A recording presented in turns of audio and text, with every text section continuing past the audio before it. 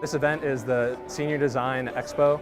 Everyone is trying to solve a problem. We are trying to solve biological or medical problems with engineering. This provides real-world experience to the students. We have a lot of really interesting technology that we've been working on over the course of the year. All of our groups are teamed up with different companies around South Louisiana, and we are all given projects that are kind of like projects we'd be doing in the real world.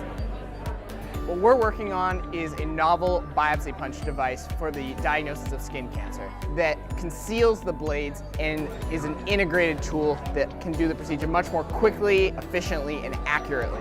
Our project was stretcher operations for the EMT. So what we wanted to do was create a device that allowed for EMTs who found the need to have a lower height adjustability. We ended up creating an add-on device that is this 4-bar hinge attachment. It's collapsible so that it's discrete. You flip the switch and then you can bring it back up, and it drops down the height of the stretcher.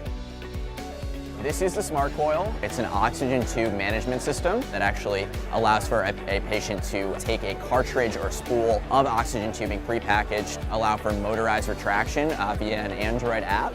We are Team Nose Goes. The objective of our design is to reduce the number of accidental nasogastric extubations in the clinical setting. The idea is that it attaches before the tube is fully pulled out from the patient. It increases patient quality of life because it allows them to detach it if they need to in between feedings. They can walk around.